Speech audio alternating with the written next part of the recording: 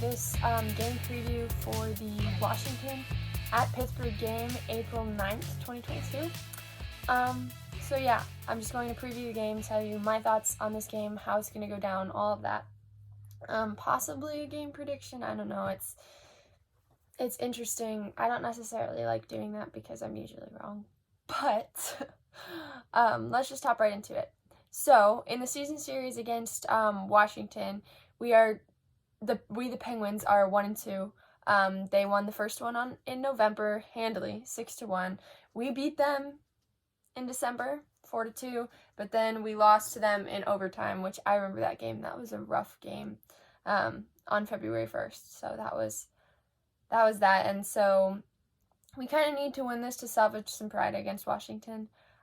Also, not to mention, this is a big game for Washington as far as standings go, because they are only 6 points out on us now, and they have 2 games in hand. So if they win this game, they will be very close. They could take the 3rd place spot in the Metro from Pittsburgh, which would be very sad. So that's another reason why we need to win this game.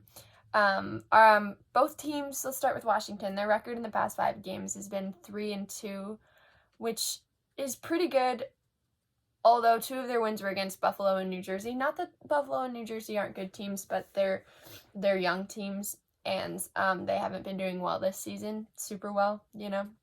But Buffalo has been finding their feet, that is for sure. But yeah, so they've won 3, and then they beat Tampa too, which was pretty impressive. Not that I like saying that because it's Washington, but they also lost to Carolina and Minnesota by a lot. I think one game was 6-1 and the other was 5-1, so that's kind of embarrassing for them.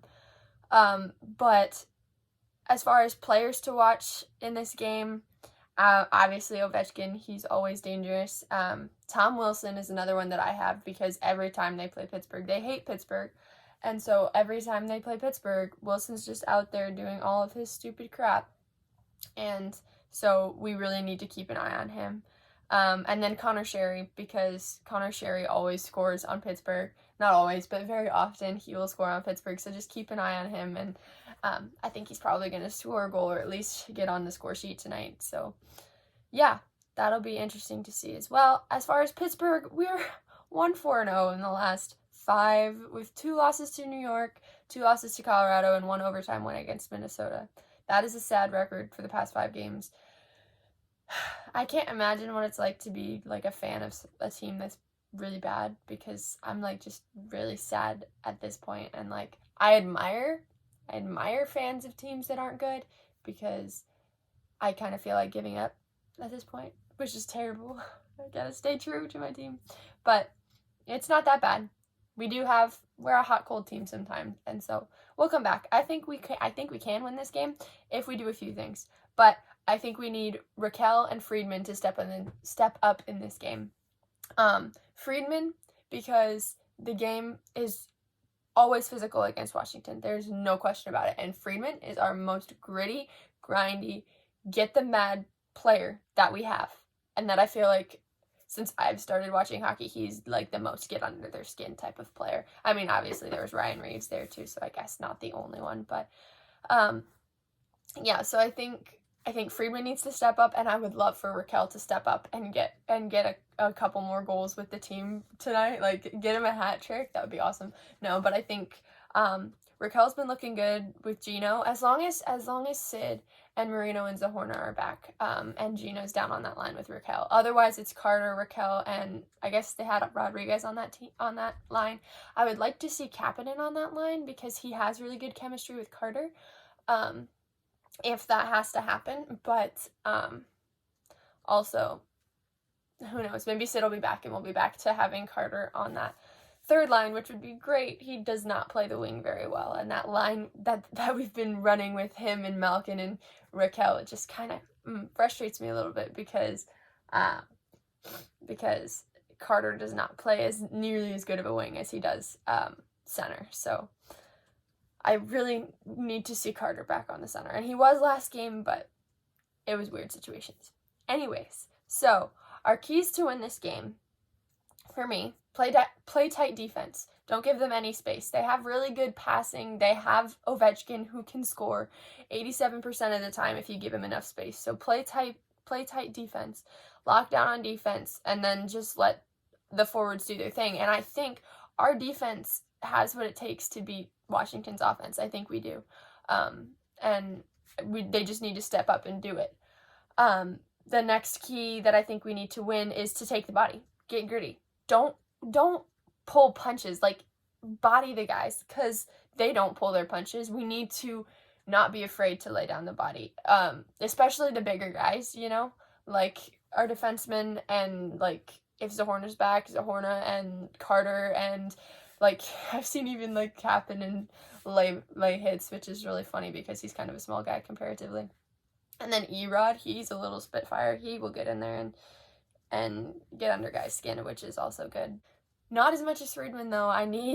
We need Friedman to get under there and to get those guys mad and to retaliate, because we know these guys will definitely play not necessarily a dirty game, but a very physical game.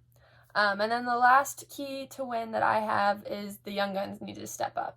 The young guys like Kapanen and the guys that are coming up from Wilkes-Barre, if they're still there, I think if they step up and find that next level of their game, like adding all of that together, it'll make our game so much better. You won't be like, oh no, these young guys are on the ice. Like, what's gonna happen? Because, you know. But I think it'll be really good. Yeah, and I think I like it. I like that Boyle plays on that line with the young guys, because he's like the veteran player, the big veteran player, and he'll come in and can help them, you know, which I think is really cool.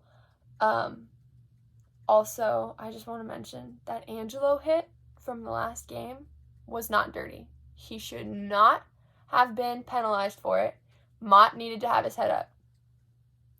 My opinion. Hot take. Okay. Anyways, thank you guys for watching. Hopefully the Pens win. We'll see how it goes. If I have a prediction for this game, honestly, I want the Pens to win. If they win, it'll probably be like a really close game, like 3-2 or an overtime. Yeah. Although Washington's goaltending is a little questionable. Tristan Jarry is pretty solid, but they're like, who do they have? Vitek Vanacek, I think. And then, oh no, is DeSmith gonna start for us tonight? I didn't think about that. I suppose we'll see. That might change the whole thing, guys, because I don't know. We'll see, I guess. It'll be interesting, but I think our team has what it takes. So if it's Vanacek versus Casey, yeah, it'll definitely be a really close game. I think Jarry could steal us a bigger margin of a win, but yeah, that'll be interesting to see. All right, thank you guys so much for watching. I'm Abby. Don't forget to subscribe and to leave a comment down below what your predictions for this game are. Make sure to follow the Pens and Stuff podcast on wherever you get your podcasts and to listen. We put out new videos every Monday. You can support us on Patreon for as little as $5 a month.